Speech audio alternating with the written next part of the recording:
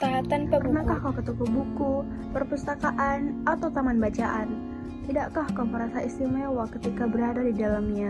Di sekelilingmu ada berbagai tokoh dari dunia nyata dan khayal, tempat yang pernah kau kunjungi dan yang belum, informasi dan cerita dari masa lalu, masa kini, dan masa depan. Semua berpadu, semua berada dalam genggamanmu. Saat berada di antara buku, tidakkah kau merasa menjadi raja dan ratu? Ruang dan waktu seolah menyatu tanpa batas.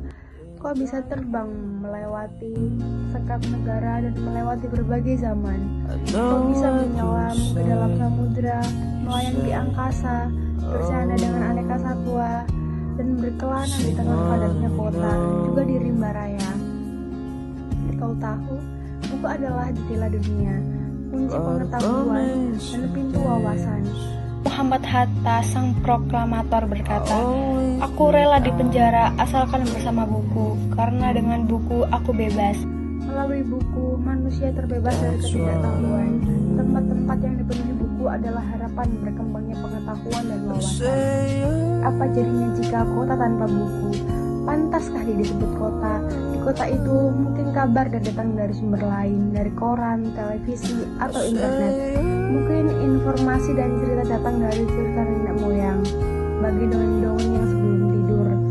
Irama warganya pun tiada beda, bangun pagi, bertebaran di muka bumi untuk berbagai keperluan, untuk kembali pulang siang atau sore harinya. Setelah itu mereka berangkat tidur dan memulai lagi hari berikutnya. Semua serupa. Di kota itu mungkin ada bangunan bernama perpustakaan. Di dalamnya buku-buku berderet dalam rak yang tak terjamah. Tiada tangan yang meraih dan membuka halaman demi halaman dengan sukacita. Mungkin juga ada tumpukan buku di sudut-sudut sekolah yang sepi dan berdebu.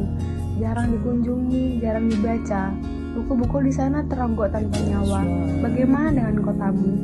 Mungkin kau tinggal di tengah kota yang megah, atau di gang sempit, di desa terpencil, di sisi pesisir, atau di kaki gunung. Adakah perpustakaan, taman bacaan, atau toko buku di dekat rumahmu? Jika ada, apakah tempat itu menjadi wadah berkumpulnya anak-anak dan warga? Menjadi pusat berkembangnya wawasan dan pengetahuan, atau hanya menjadi pajangan? Maukah kau menjadi orang yang menghidupkannya? Kau bisa mengunjunginya dan mengajak teman-teman membaca dan berbagi cerita di sana. Jadikan tempat itu sumber kegembiraan dan pengetahuan. Jika tempat itu belum ada, maukah kau menjadi orang yang mulai menghadirkannya? Kau bisa memulainya dari sebuah sudut di teras rumahmu.